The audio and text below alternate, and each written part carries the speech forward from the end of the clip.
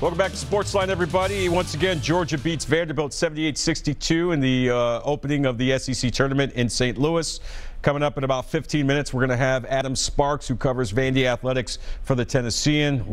He will call in to give us his thoughts on what he saw in this game from the Commodores as they are one and done in the SEC tournament. Well, Nashville Predators are not one and done, folks. They are winners of 9 straight, going for the perfect 10 tomorrow night when they take on the Anaheim Ducks. Here to talk more about that is our good buddy Thomas Willis, who covers the Preds and writes for NashvillePredators.com. Thomas, always a pleasure, man. How are you tonight?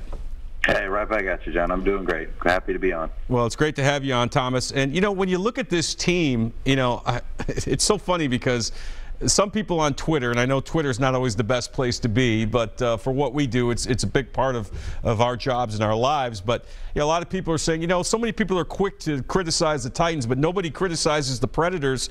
It's hard to find something to criticize the Predators about right now. They've won all kinds of ways, 9 straight, comeback fashion. They have that great road trip. Now they come back last night with a gritty, gutty 2-0 win over the Dallas Stars, a team that's always tough to play, no matter whether it's here, whether it's Dallas.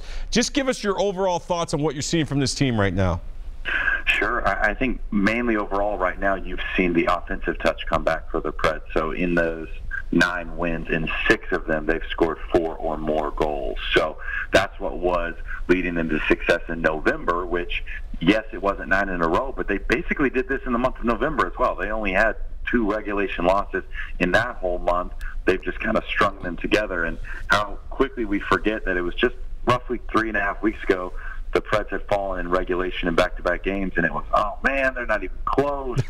Are they going to do a slump? All these things, and a little offense, and you mentioned just the confidence is the word that I've heard Peter Laviolette, their head coach, use a lot recently. He said, you know, we're confident right now, and we should be. I mean, they know that if they put in the work, they put in the effort, they're going to be able to come away with the win. And when you have evidence of it in prime example, Vancouver, Colorado, back-to-back games, they're down by a goal with under 5 minutes to go in both of those games. Ryan Ellis ties it. They win in overtime. So, like, when you just see, I mean, this works, I think, in all areas of life. When you see yourself succeed, when you know in the back of your mind that you can get something done, then nothing really scares you, nothing worries you, and that's led them to 9 in a row. No question about it, Thomas. And when you look at what David Poile was able to do at the trade deadline to bring in a quality scoring forward, a guy like Ryan Hartman, he's paid dividends right off the bat. What have you seen from him so far?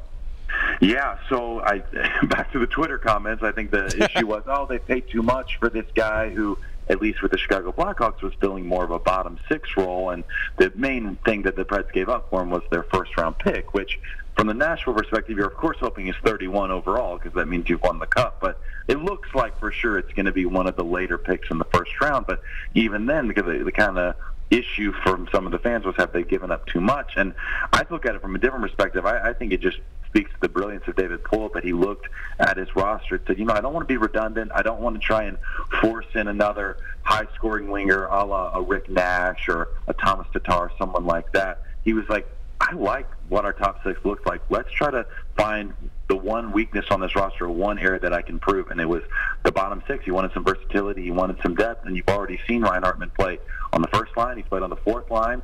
And from the other angle, he's already scored 2 game winners against big division rivals in 5 games. Honestly, I'm kind of a win-now sort of person, but that's enough for a first-round pick in my book right there to potentially be able to seal up this division for you and give you home ice in a playoff series when, let's just think back to 2 years ago when the Preds went toe-to-toe with the Sharks in the second round. Yeah. Home team won every single game. Mm-hmm. The Sharks won 4 at home. The Preds won 3 at home.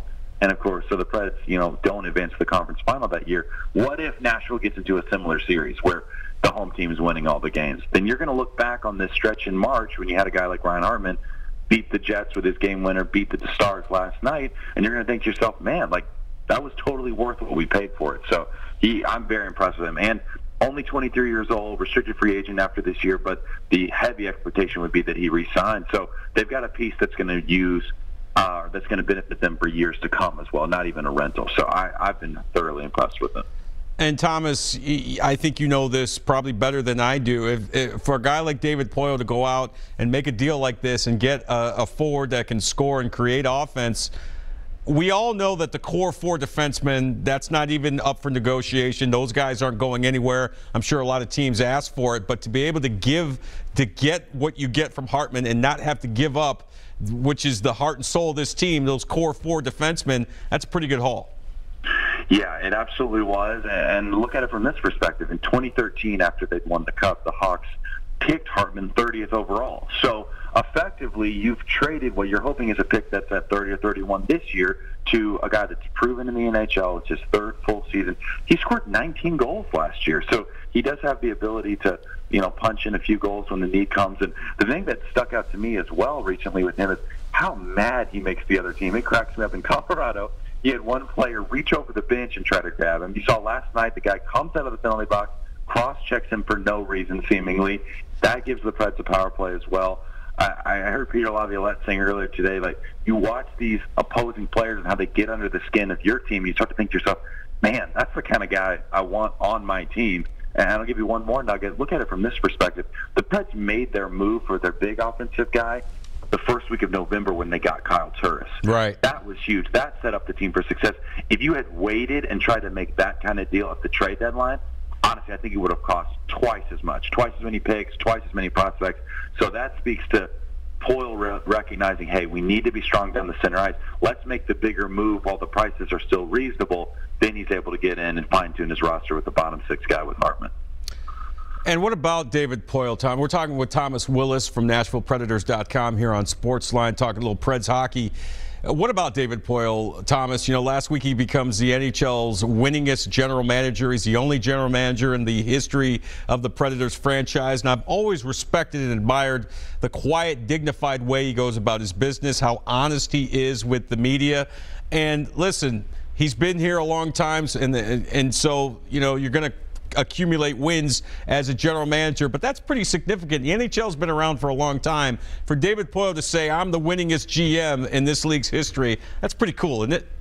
It really is. If you think that the NHL has been around for 100 years as of last year, and you're able to point to someone in the Predators organization and say, he's the greatest, the best, he's been able to accomplish something that no one else has, I mean, that's incredible. I mean, we see records like Wayne Gretzky's put up on offense or Bobby Orr on defense. Legitimately, this record for general managers, it could stand at least decades. It could never be broken, theoretically, just because, as you said, sports doesn't work that way anymore. So right. David Poyle's been with the Preds for 20 years. He came from the Washington Capitals, where he was for 15 years. Listen to this. Before he became the GM of the Capitals, they had never made the playoffs. He made the playoffs 14 out of 15 seasons when he was in Washington. He then comes to Nashville, not quite that good, but just about. He's turned them into a playoff team, and he built them from absolutely nothing. His son, Brian, who's basically the third in command of the Preds, the director of hockey ops, was saying the other day, to see how he has had his fingerprints all over this franchise. He legitimately was picking out the office carpet with Barry Trotz in 1990. Now, I would have loved to see that, Trotzy and Poyle picking out carpet patterns, at Joanne Fabrics. I'm just glad it's not Shag, like I was just surprised. But I mean, he knows what he's doing from interior design to structuring a roster, and now he's just trying to get that final win, that championship. That's the last thing I think that resume needs. Thomas Willis is our guest from NashvillePredators.com. You can follow him on Twitter at Tom A. Willis. He's also a budding radio star. Talks a lot of hockey, knows a lot of hockey. All right, Thomas, Mike Fisher is back. He's been back for a few games now. Obviously, the buzz was created several weeks ago when it was announced he was going to come out of retirement and return to the Predators. What have you seen from him so far? I know he had the goal in his first game back. Obviously, he has a flair for the dramatic. Does he look like, the old Mike Fisher? What have you seen so far? Yeah, so as you said, 2 games so far, making his home debut last night. I think the first game for him was even more impressive than last night's, but he did take on a bit more responsibility last night in that first game up in Vancouver. Only played 10 or 11 minutes, and yet he was 11 of 13 on the faceoff dot. He scores the crucial goal that helps get the game to overtime. And I think for us as media, I remember I was looking up the stats when it first was announced that he was coming back, and I think you maybe led yourself to forget about it or tell yourself that it was going to be okay when you were thinking he wasn't going to be on the roster. But I started to look it up, and I was like, wow, this is a guy that led the team in faceoffs last year. He led the team in shorthanded ice time, scored 18 goals. I mean, that's nothing to, just blink an eye at. Basically a 20-goal scorer at the age of 36. And I think he looks a lot like that guy that he's always been. I think he's such a difficult player to play against for the opposition. He's so hard on the puck, and yet he's the kind of guy that a coach wants because, like I was just saying, you can put him in the defensive zone and he's going to get possession. Or he can kill off a big penalty at the end of the game, and he chips in some timely goals. We've already seen him do it once this year. If he's able to get 10 goals all the way to the final, something like that, maybe even less than 7 to 10 goals, so huge. I mean, he makes the Preds' fourth line arguably one of the best in the league. This is a guy that could still probably play second or third line if he needed to, and yet Nashville's so deep, he's going to be on their fourth line most likely. Yeah, and obviously he adds so much to that dressing room, as we know. I know Roman Josi was able to skate today for a little bit. Any word on when he'll return? Yeah, so still listing him as day-to-day with an upper body injury. So from that perspective, he should be able to skate, right? So it's not a lower body thing, but he was seeming to get after it with passes. I mean, they weren't doing some contact drills, but I would be a little surprised if he plays tomorrow, but it definitely didn't seem to be a serious thing. So maybe before the end of the homestand, which ends Tuesday against Winnipeg. I know that's honestly one of the biggest games left in the season, so I wouldn't be surprised if he at least has that on his calendar. We're talking with Thomas Willis from NashvillePredators.com. Thomas Pecorine, another shutout last night. I defy anybody to find a better goaltender right now in the National Hockey League. And remember all the questions, even starting a couple of years ago, his age caught up to him. He is playing outstanding, and I think the fact that he's got a quality number 2 goaltender in UC Saros behind him to give him a blow every now and then has really helped. Yeah, and I would not be surprised to see Nashville use the recipe that they saw work so well last year in the playoffs, which is there's 16 games left in the regular season. I think traditionally, if it's a 16-game stretch earlier in the 82 games, you probably see Pekka getting, 12, 13 of those games? Sure. I would not be surprised to see Saros get a few more because when they gave Pekka rest last season, I mean, he was unbelievable the first 2 rounds. Shuts out the Blackhawks twice in the first round. How close was the Blues series in retrospect? All those 1-goal games, those tight games. He was brilliant in that. I think he's shown that he can still do it, even at 35, when a lot of people said that he couldn't. And I think they maybe feed him a little bit more rest down the stretch and hoping that he can replicate what he did in the first couple rounds last year. You're right. He's tied for the NHL lead with shutouts. He's second in wins, first, one of the top goalies in GAA and save percentage, which of course are the 2 main numbers. Probably him and Andrei Vasilevsky of the Tampa Bay Lightning for the Vezina. So it'd be cool to see him finally bring home some hardware after all these years. Last question, Thomas. We'll get you out of here on this one. As you look around the Western Conference, which team or teams do you think poses the biggest threat to the Predators right now in terms of getting out of the West and getting back to the Stanley Cup final? Yeah, for me, it's actually that team we've already talked about once. It's the Winnipeg Jets. So they'll see them on the 13th, and then they'll visit them one more time to wrap up the season series on the 25th. They'll play at Minnesota, at Winnipeg, which is shaping up to be 2 of the tougher games to go.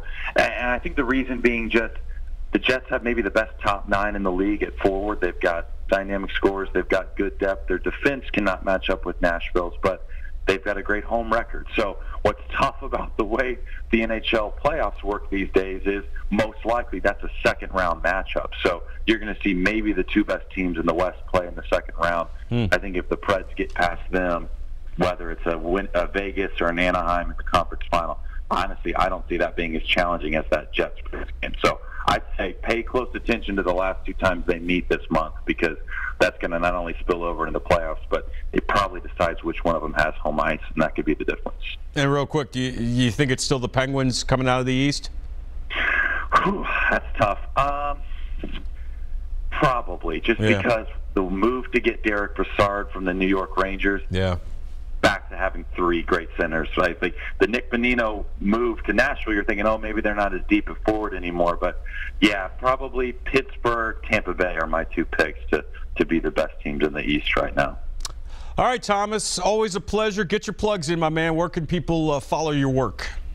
Sure, yeah. Go to NashvillePredators.com. Of course, that's where I write. You've mentioned my Twitter handle. And then, as you said, the radio thing is a new one on 104.5 The Zone, listen to the Neutral Zone. So that's usually on Friday nights, so you can listen on podcasts. So check us out. Ask me questions there, too. It's a good time.